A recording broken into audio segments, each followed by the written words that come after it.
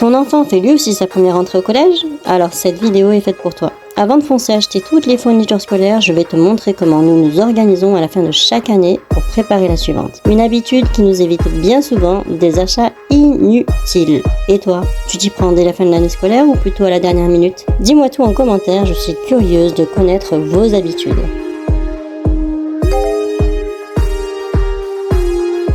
Hello tout le monde, j'espère que vous allez bien, bienvenue dans cette nouvelle vidéo. Comme vous le savez, Jamie fait sa toute première entrée au collège en septembre. Il rentre en 6e. C'est une énorme étape pour lui, mais aussi pour nous en tant que parents. On est très fiers de lui. On est super excités et on a un petit peu aussi quelques appréhensions, je vous le cache pas. J'ai un petit peu la chair de poule parce que j'ai un petit peu peur en même temps.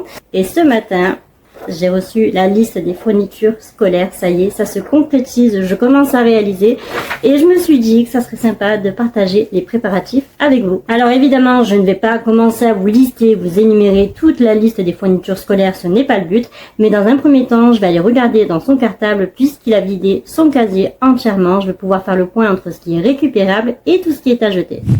La première étape consiste à trier tous les classeurs, les feuilles volantes, tous les cahiers de leçons, d'exercices, etc. Donc c'est quelque chose que je fais assez régulièrement durant toute l'année. Généralement, je le fais à chaque vacances scolaires pour éviter d'être noyé à la fin de l'année. Donc j'ai commencé déjà par le sac de Jamie, ensuite j'attaquerai celui de Cameron et j'ai sorti 2 bacs papier, donc il y en a un pour recyclage et l'autre qui est document à détruire. Nous sommes en plein tri avec Jamie de toutes ses affaires d'école, donc j'ai tout posé sur la table. Là il est en train d'arracher les pages qui ont été utilisées afin qu'on puisse se servir du reste des pages vierges pour s'en servir de cahier de brouillon. Comme ça cet été il va pouvoir travailler tous les exercices qu'il a esquivés, n'est-ce pas Jamie? Tu es heureux? Oui, très heureux. J'ai mis plein de choses de côté, on en reparle dans la prochaine vidéo. Ça déborde. Alors, je passe un seau à la poubelle. Une fois les gros éléments triés, on passe à la seconde étape qui consiste à trier toutes les petites fournitures. Je vide entièrement son cartable et je pose tout sur la table histoire de ne rien manquer, mais aussi pour commencer à y stocker les nouvelles fournitures. Ce qui me permettra d'avoir tout le matériel rassemblé au même endroit. Je m'équipe de ma liste de fournitures et c'est parti pour le tri. Je commence naturellement par les trousses et j'attaque avec la trousse principale qui contient les stylos, les ciseaux, les cols, etc. Je teste tout, les stylos, les surligneurs, les feutres, les cols, les ciseaux, le crayon et le taille-crayon. Je passe tout au peigne fin. Et je dispatche en 3 tas. Je fais un tas pour tout ce qui est à jeter, un autre tas pour tout ce qui est à garder et à remettre dans la trousse, et un 3e tas avec toutes les fournitures qui retournent en réserve. On passe à la 3e étape. Je coche ma liste au fur et à mesure. Je prends de l'avance sur l'organisation en lui remettant toutes les fournitures demandées dans sa trousse et tout ce qui ne servira plus, je le mets de côté pour l'instant dans une pochette avant de le rapatrier dans le stock. Et je fais la même chose avec la trousse qui contient les feutres et les crayons de couleur. J'en profite pour vider les objets et les déchets en tout genre. Je teste les feutres un à un et comme vous pouvez le voir, il ne m'en reste plus beaucoup donc il va falloir que j'en rachète. Je garde ceux qui sont en très bon état et ceux qui sont secs, je les mets à la poubelle. En ce qui concerne les crayons de couleur, je vérifie leur état mais surtout je vérifie qu'il ait toutes les couleurs indispensables. Je vérifie au passage s'ils sont tous bien taillés. Et les petits crayons comme celui-ci, je les mets à la poubelle également. Maintenant que le tri des trousses est fait, je passe ensuite à la fonctionnalité des trousses. Je vérifie que leur fermeture éclair ferme toujours aussi bien. Comme vous pouvez le voir, je suis un petit peu en galère, donc celle-ci, il va falloir que je la change.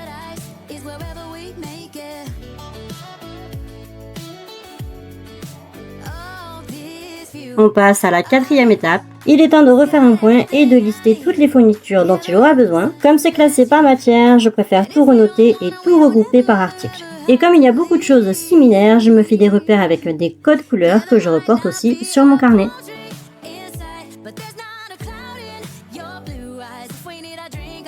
On passe ensuite à la prochaine étape qui va tout simplement être de faire le point sur la réserve sur tout ce que nous avons déjà en stock et de cocher au fur et à mesure les fournitures.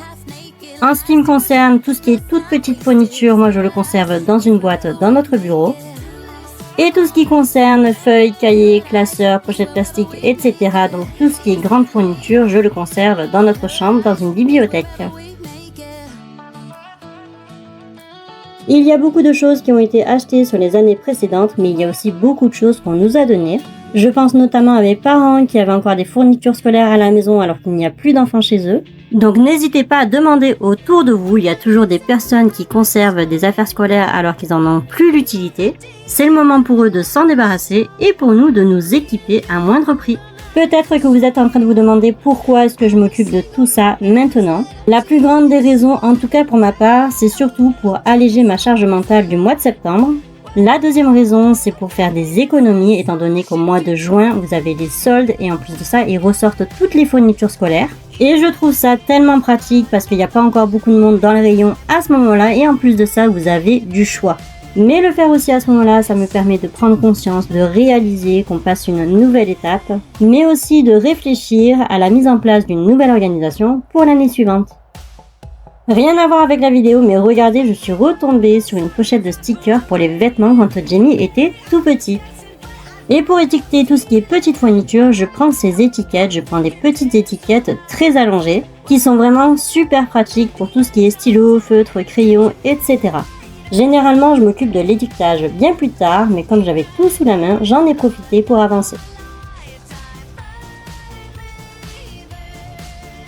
Je refais une dernière mise au point, il y a des choses que j'avais oublié de noter et en plus entre temps j'ai reçu la liste des fournitures scolaires pour Cameron et ça ne pouvait pas mieux tomber étant donné que j'avais déjà la tête dans ça. Maintenant je vais pouvoir faire la liste de toutes les fournitures scolaires et aller faire les achats en une seule prise. Voici donc ma liste d'achat finale. Et enfin, la dernière étape, je regroupe toutes les affaires dans son sac et on y reviendra une fois que tous les achats seront effectués. J'avoue que là j'ai touché un petit peu à tout, mais si vous voulez vraiment une vidéo spéciale dédiée à la rentrée scolaire, n'hésitez pas à me le dire en commentaire.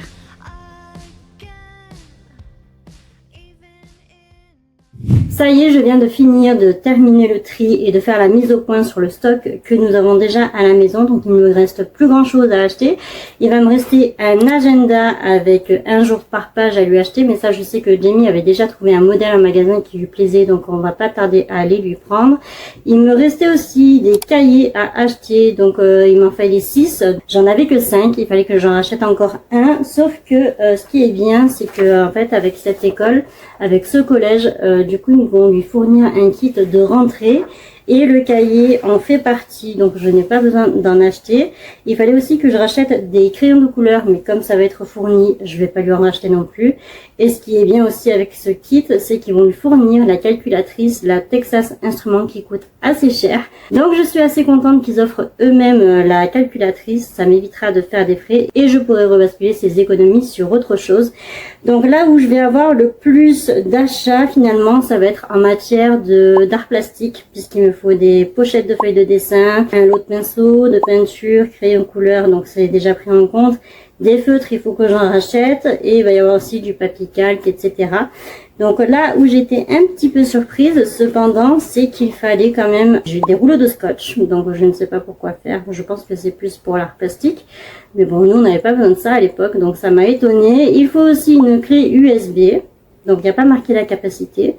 Je ne sais pas pourquoi. Dites-moi si jamais vous avez la réponse pourquoi c'est faire. Et après, il va falloir que je lui achète aussi un stylo à encre plus cartouche et effaceur. Donc effaceur, il en a déjà. Mais stylo à encre, j'hésite entre celui à plume ou celui avec la bille et qui se recharge avec des cartouches. Ça, j'adorais moi à mon époque de collège. Donc je vais essayer de retrouver la même chose. Et sinon, il me manquait aussi le petit cahier de brouillon. Comme vous avez pu le voir dans la vidéo, en fait, je récupère à chaque fin d'année, je récupère tous les cahiers où il reste beaucoup de pages vierges à la fin. Donc, je rachète les premières pages et je garde tous les cahiers comme ça. Donc, ça nous permet d'avoir des cahiers de brouillon non seulement pour la maison, mais aussi pour l'été pour s'entraîner, mais aussi pour nous quand on a besoin de noter des choses. Et là, pour le collège, eh ben, ça lui servira très bien, ça fera très bien l'affaire. C'est terminé pour aujourd'hui. Merci d'avoir regardé la vidéo. J'espère qu'elle vous a plu. N'hésite pas à me laisser des commentaires ou à poser tes questions. J'y répondrai avec grand plaisir. Si tu veux suivre la suite des préparatifs, n'hésite pas à t'abonner. Et je pense que les prochaines vidéos se porteront sur l'achat des fournitures scolaires, mais aussi sur l'aménagement des chambres, puisqu'on va reséparer les petits. On va leur donner chacun une chambre. Étant donné que Jamie rentre au collège, il aura besoin besoin de plus de tranquillité, plus de concentration et d'avoir vraiment son espace à lui. Donc je pense que cet été, on va réaménager les chambres. Et j'en profiterai également pour mettre au point une organisation pour le collège. Sur ce, je vous fais des gros bisous et je vous dis à la prochaine. Ciao!